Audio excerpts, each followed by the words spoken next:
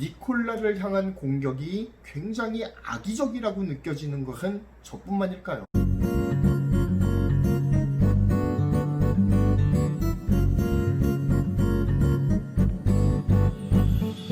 경제를 말하다는 IT와 반도체 이슈, 신소재와 미래기술 및 우리 경제 전반에 대한 컨텐츠를 통해서 업계의 전망과 투자에 필요한 인사이트를 여러분께 제공드리고자 노력하고 있습니다. 어제에 이어서 오늘도 좀 니콜라에 대한 이야기를 이어갔으면 좋겠는데요. 제가 어제 니콜라가 이틀 새 천당과 지옥을 오갔다라는 말씀을 드렸습니다. 그런데 지옥을 오간 다음에 계속 지옥에 있어요. 다시 천당으로 못 올라오고 있습니다. 천당 소식은 뭐였냐면 니콜라 GM 연합의 탄생을 알리는 뉴스였죠. 뉴스 이후에 니콜라 주식이 무려 40%나 수직 상승했습니다. 자, 반면에 힌덴버그 리서치라는 업계에서 잔뼈가 굵은 공매도 전문 리서치 회사에서 낸 리포트로 인해서 니콜라의 주식이 11%, GM 주식이 5.5%가 하락하면서 장을 마감하기도 했죠. 그게 9월 10일의 일입니다. 오늘은 바로 이 논란의 중심에 서 있는 힌덴버그 리서치에서 주장하는 만큼 니콜라가 정말 거품으로 가득한 사기 회사인지, 아니면 초창기에 테슬라에게 공매도 세력이 끊임없는 공격을 가했던 것과 같이 니콜라한테도 똑같이 행하고 있는 것인지, 그것에 대해서 한번 알아보고자 합니다.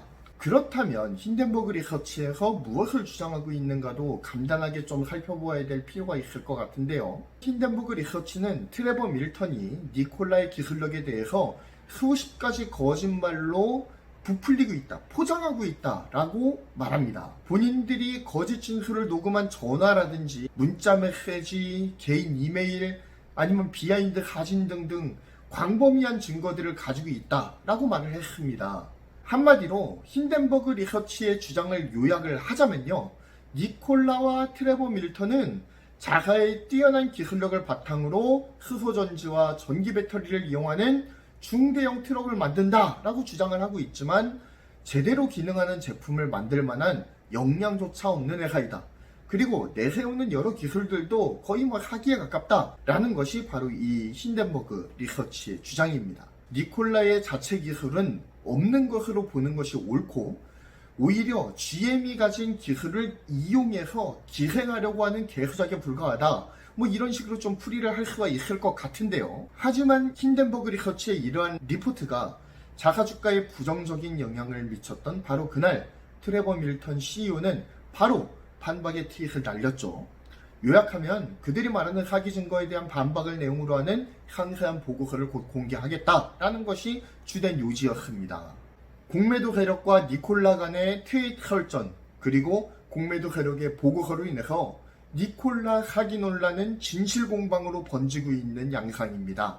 자, 그렇다면 어느 쪽의 말이 좀 더 신빙성이 있을까요? 저는요, 니콜라한테 약간 더 신빙성의 점수를 주고 싶다라는 생각이 듭니다.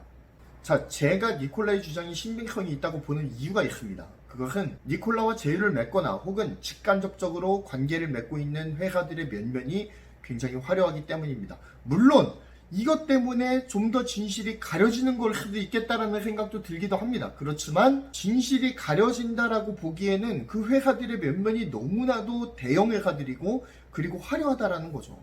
일단 미국의 대표 자동차 회사인 GM이 니콜라와 왜 제휴를 했을까요? 모두 아시는 바와 같이 GM은 니콜라 주식의 11%에 해당하는 20억 달러의 신주를 인수했습니다.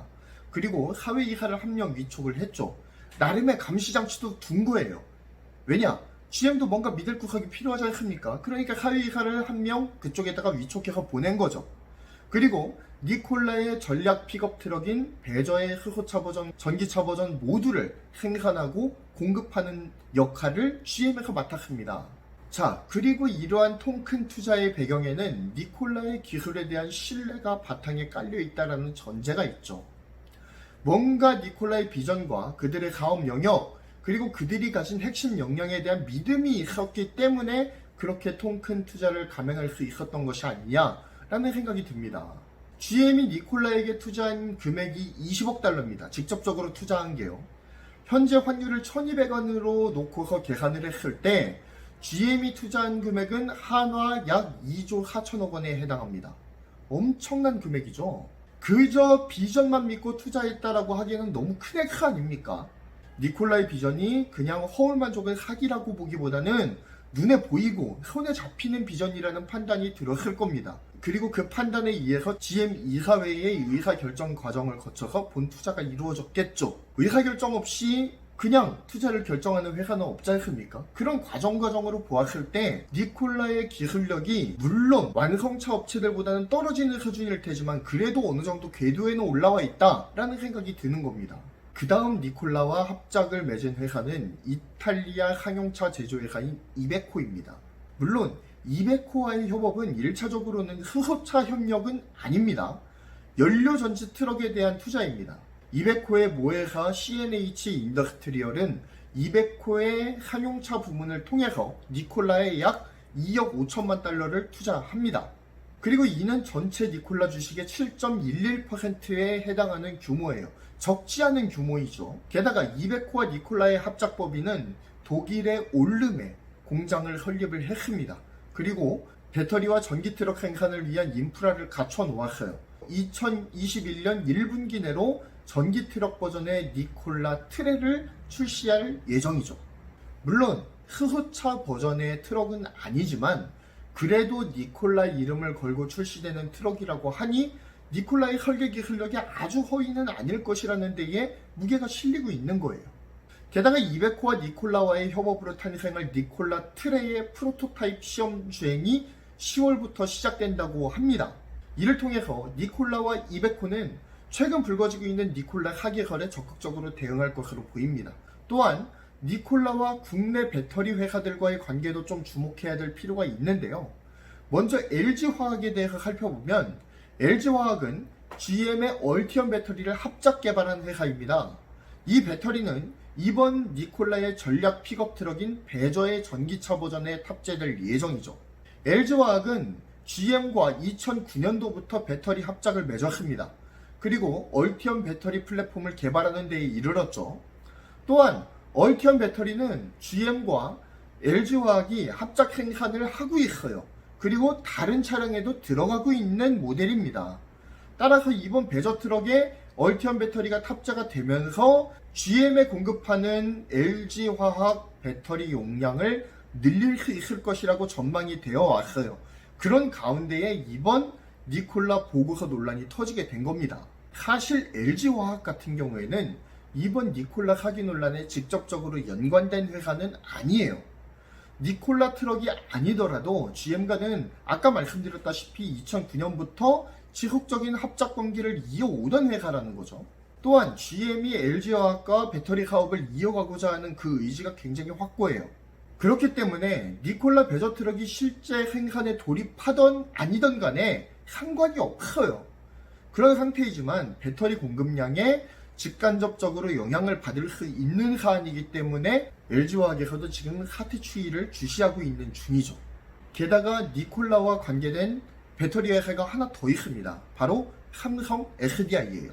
LG화학과 삼성 SDI가 둘 다 엮여 있는데 니콜라의 전기 트럭인 아까 말씀드렸던 니콜라 트레, 그 트럭에 들어갈 배터리의 상당량을 삼성 SDI와 LG화학에서 충당할 것으로 보여집니다. 트레버 밀턴 창업주 겸 CEO는 LG화학과 삼성 SDI 등 한국 배터리 회사들과 좋은 관계를 이어가고 있다라고 밝혔습니다. 또한 니콜라에서 출시되는 전기 트럭 버전의 차량들에 이 회사들의 배터리가 주로 탑재될 것임을 시사했죠. 물론 니콜라도 배터리 자체 개발을 천명하기는 했습니다. 그리고 어느 정도 기술적인 윤곽도 드러나 있는 상태입니다. 그렇지만 그들이 직접 그 기술적인 윤곽을 현실화시켜서 실제 제품으로 양산되기까지는 꽤 긴 시간이 걸리기 때문에 한국 배터리 회사들에게도 기회의 문이 꽤 오랫동안 열릴 것으로 보여요. 그리고 우리가 너무나도 잘 알고 있는 회사도 있죠. 바로 한화솔루션입니다. 한화솔루션은 니콜라의 미래 가치를 보고서 이미 1억 달러를 직접 투자했습니다. 그래서 니콜라의 주가가 출렁일 때마다 한화솔루션의 주가도 함께 춤을 추죠. 그만큼 직접적인 관계로 맺어진 만큼 니콜라의 리스크가 곧 한화솔루션의 리스크로 이어지는 경향이 큽니다. 이번에도 그런 경향이 여실하게 나타났죠. 그런 위험 부담을 안고 있는 회사가 전후 좌우를 살피지 않고 무작정 베팅식에 투자를 했을까요? 하나솔루션 관계자는 이렇게 밝혔습니다. 아직은 리포트만 발표된 상황이고 구체적인 정황이 드러난 것이 아니기 때문에 이 사태에 대해서 예의주시하고 있는 상황이다 라고 밝혔습니다. 그렇지만 리포트 한두 개에 크게 개의하지 않는다라는 입장도 함께 밝혔다는 게 중요합니다. 이번 헤지펀드발 이슈를 그리 큰 사항으로는 보지 않고 있다는 기색이 역력하죠. 자, 지금까지 언급된 회사들을 한번 정리해 보겠습니다. GM, 이베코, LG화학, 삼성 SDI, 그리고 하나솔루션까지 모두 세계의 내로라 할 대기업들입니다. 니콜라가 제아무리 흐흐트럽게 신성으로 불린다지만 이들의 회사 규모에 비하면 턱없이 적습니다. 그런데 이런 거의 초창기 걸음마를 떼고 있는 회사에 굴지의 대기업들이 베팅을 하고 있어요. 투자를 하고 있다는 겁니다. 단순히 이 회사의 미래만 보고 묻지마식으로 들어간 투자는 분명 아닐 겁니다. 철저한 검증 과정이 있을 거예요. 한 회사가 그렇게 쉽게 의사결정을 내리지 않습니다. 과정이 있는 거죠. 그리고 그 과정 가운데에는 그 회사에 대한 검증도 반드시 들어가죠. 그러니까 그 검증 과정에서 뭔가 니콜라에 대한 가능성을 보았기 때문에 투자한 거예요. 니콜라와의 전략적 제휴에 기업들이 관심을 보였던 이유가 무엇일까요? 그것은 바로 수소차 시장이 가진 미래 지향성 때문일 겁니다. 니콜라와 대기업 간의 합작이 잘 자리를 잡으면 현재 반도체 시장에서 완전히 자리 잡아놓은 팹리스 파운드리의 관계가 수소차 제조 시장에서도 그대로 이루어질 가능성 또한 배제하지 못하죠. 그만큼 니콜라의 사업 포지션은 매력적인 포지션이라는 거예요.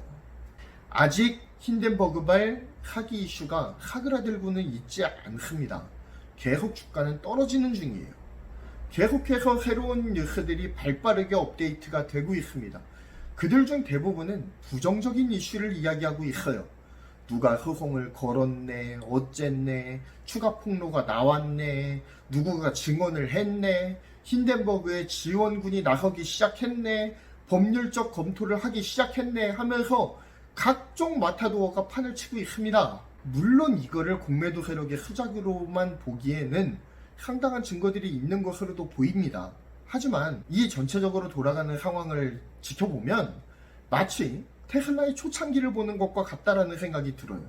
전기 자동차라고 하는 개념이 자리 잡히기 전에 사람들은 지금 트레버 밀턴에게 했던 똑같은 이야기를 일론 머스크에게 던졌습니다.